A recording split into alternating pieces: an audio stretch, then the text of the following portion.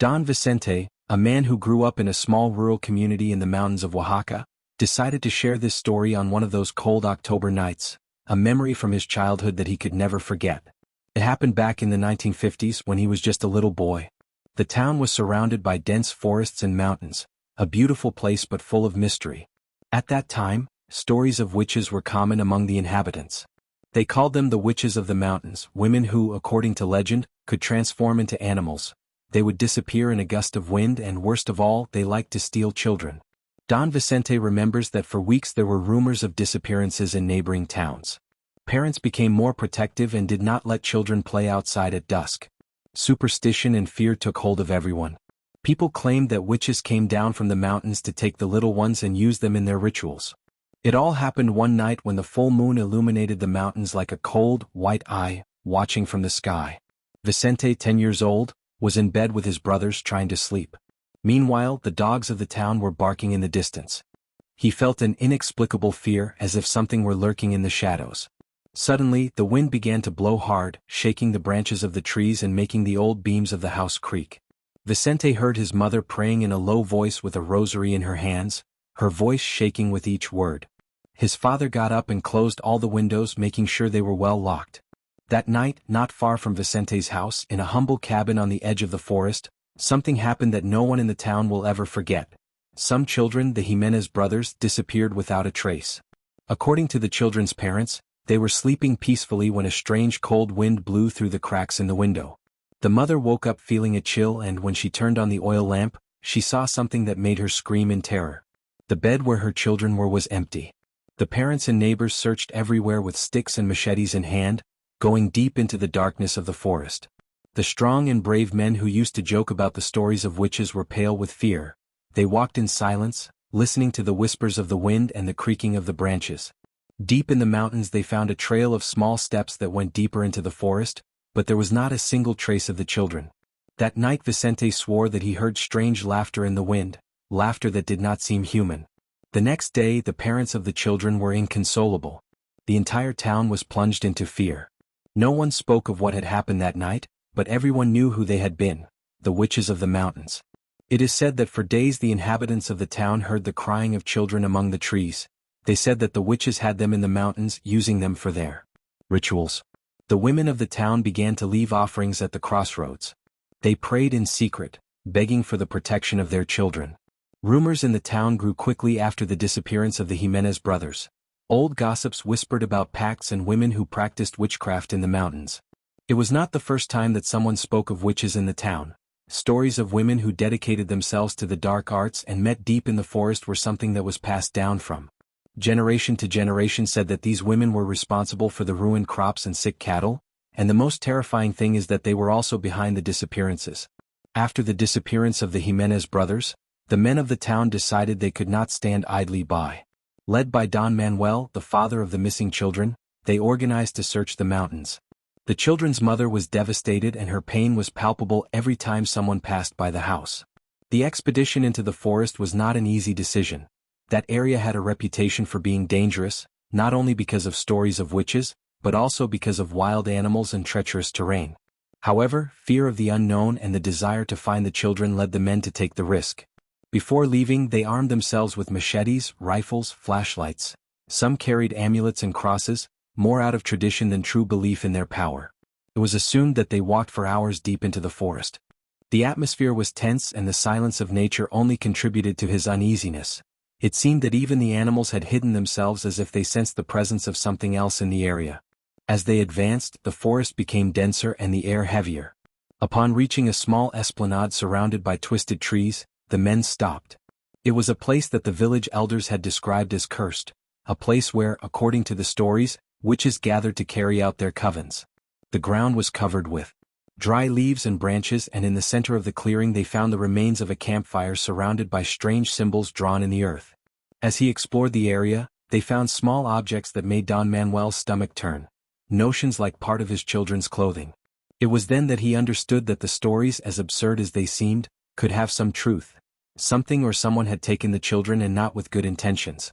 However, they found no traces of life in the clearing. The men returned to the village empty-handed and their hearts filled with a mixture of fear and rage. There were no witches or dark rituals that they could see, but the fact that the children had disappeared without a trace reinforced the belief that something dark was afoot. As the days passed, the rumors in the village grew more intense. Some claimed to have seen strange lights in the mountains during the night, while others claimed to hear laughter and whispers in the wind coming down from the mountains. No one wanted to admit it, but the fear of the unknown was affecting everyone. The children's mother locked herself in the house and her health was rapidly deteriorating due to the pain. The villagers began to take extreme precautions, keeping their children close to events and avoiding going out at night. The village church began to fill up more than ever and the priest, although bewildered, tried to calm the people with sermons and prayers. It wasn't long before the case of the Jimenez brothers became a warning. The townspeople knew that something sinister lived in the mountains, something that could not be explained with logic or faith. Over time, the stories faded away, but the fear of witches remained. The men who participated in the search for the children never spoke openly about what they saw in the mountains. Some, over the years, suggested that it could have been the work of people who practiced rituals or even a sect, but no one ever knew for sure what happened to the Jimenez brothers. What was clear was that the mountains with their shadows and whispers hold secrets that perhaps it is better not to discover. Don Vicente grew up with the warning never to go out into the forest alone, especially during nights of the full moon. Now, so many years later, sitting in front of me, Don Vicente remembers those days with a chill in his voice. The children never appeared and the witches of the Sierra became a legend, one that is still told today in the town. So if you ever pass through those lonely roads in the mountains of Oaxaca and feel a cold whispering their name, remember the warnings of the old people. Do not talk to strangers and keep your children close because you never know when the witches may return. The meeting of the witches. This story has been heard from Emilio, a retired taxi driver from the city of Cuautla. At 70-something years old, there was a gleam of fear in his eyes as he recalled that night in the 70s, when an unexpected encounter left a mark on him that would never be erased. It was a typical hot and humid night in Coatzacoalcos when Don Emilio was making his last trip before finishing his shift. It was already after 10 and most people were in their homes. He was driving through the half-empty streets, thinking of returning home, when a woman appeared on the corner of an avenue. He raised his hand to stop her. Don Emilio stopped the taxi and the woman climbed into the back seat. Her face was covered by some sort of black veil, but what he could see of her gave him the chills. Her eyes were dark and deep like two bottomless wells and her skin looked pale and lifeless. She was dressed in dark but elegant clothes, a strange contrast in a city where people wore light clothing because of the weather. This woman said, she looked like she had quite a bit of money. Take me to the Las Palmas neighborhood, the woman said in a soft but authoritative voice. Don Emilio couldn't help but feel uncomfortable. Las Palmas was one of the most exclusive neighborhoods in Coatzacoalcos, home to well-off families and businessmen. It was not the typical place where you would expect a woman as strange as her to want to go at that time of night. Throughout the trip, the woman did not say another word. She only looked out the window as if searching for something in the darkness. Don Emilio tried not to look at her in the rearview mirror, but every time he did, he found her watching him with those cold, empty eyes. Finally, they arrived at the neighborhood. Large, luxurious houses stood on both sides of the street, with well-kept gardens and high walls protecting the privacy of the inhabitants. First stop here, he ordered. When they arrived in front of one of the largest houses, Don Emilio stopped and the woman handed him a bill, generously paying him for the trip, but before getting out of the car, she gave him a fixed look.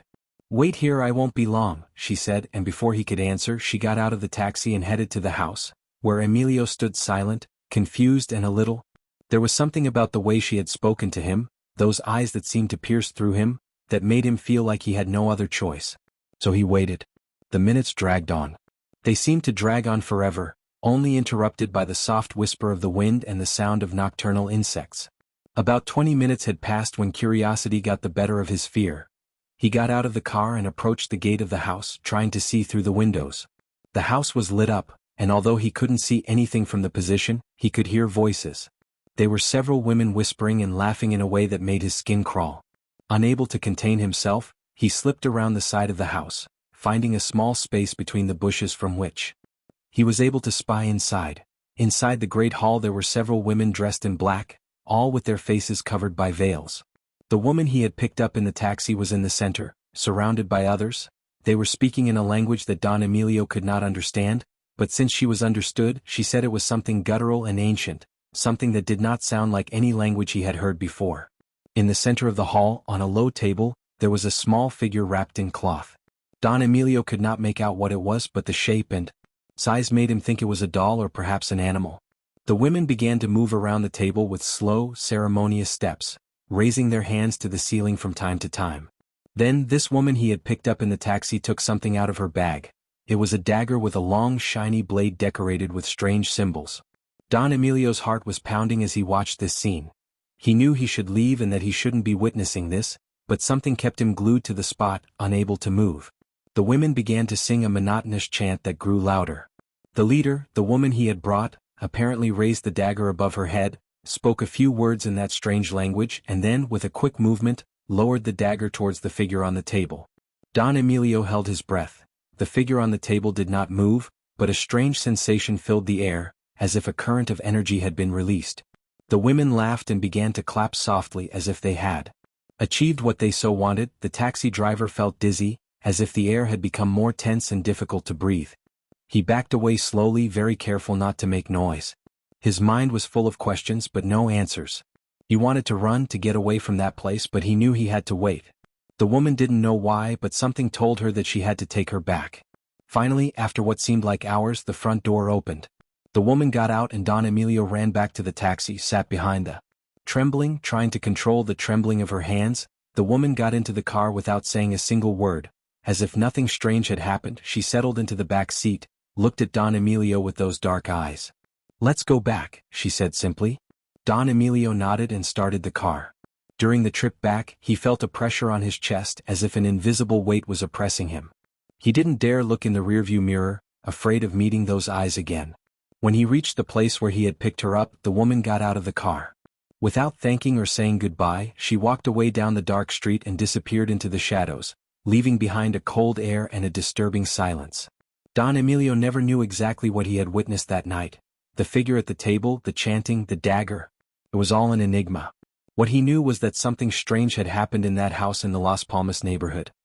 He did not speak of it again for quite some time, fearing that no one would believe him, or worse still, that the same woman would appear again to silence him.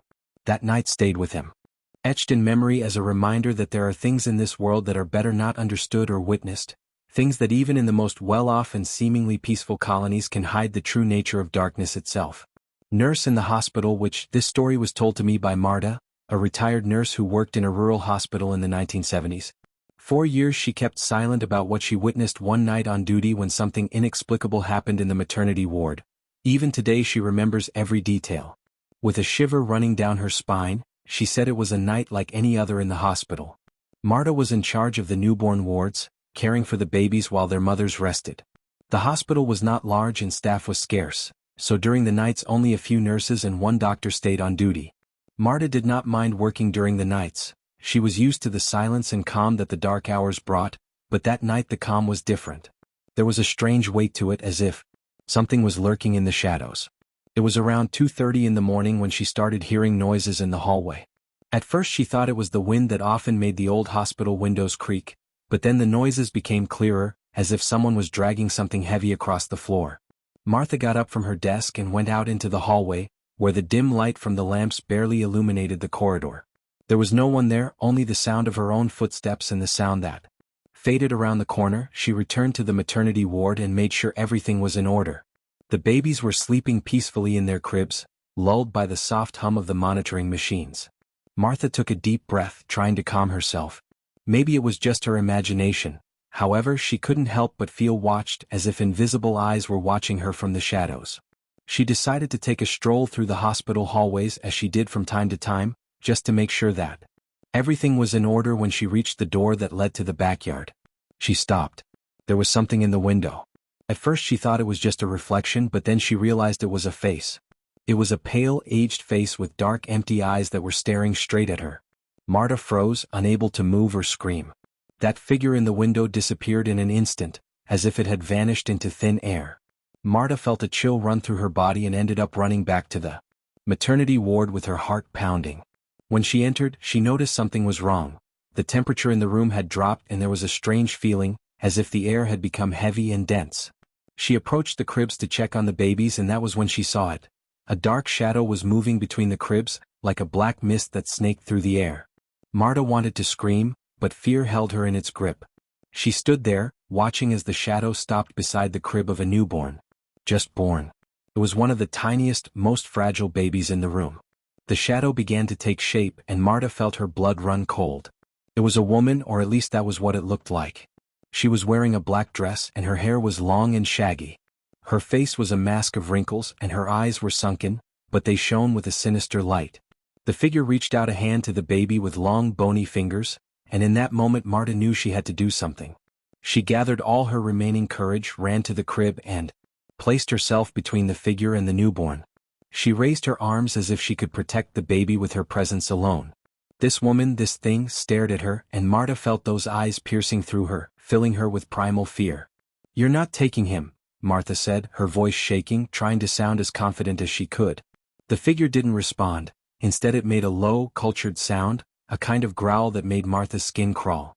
The nurse groped for something with which to defend itself and found a crucifix hanging on the wall, took it and raised it toward the figure. "In the name of God, get away," she said very firmly. The figure slowly backed away as if the crucifix was burning it. Then, without warning, it vanished into thin air, leaving behind a smell of sulfur and wet earth. Martha finally fell to her knees, shivering and sweating cold. The babies began to cry at the same time, as if they sensed the evil that had been present. The doctor on duty and the other illnesses came running. Hearing the cries, Martha found herself on the floor holding the crucifix with trembling hands, unable to explain what had happened. The others thought she had had some kind of hallucination, that tiredness had played a trick on her, but Martha knew perfectly well what she had seen. She knew that it was not a dream. From that night on, Martha never worked the night shift again. Rumors began to circulate around the hospital, stories about a witch who tried to steal newborns. For her rituals, some said it was the spirit of a woman who had died in the hospital years before, while others believed it was a real witch, someone who lived in the outskirts of the town and sought a way to prolong her life through dark practices. Martha kept quiet about what she really saw that night, but every time she heard a baby cry, she felt a knot in her stomach. She knew that whatever had tried to steal the newborn was still out there, waiting for the opportunity to try again. And although many did not believe her, she was sure that there are things in the world that we cannot understand, things that hide in the shadows.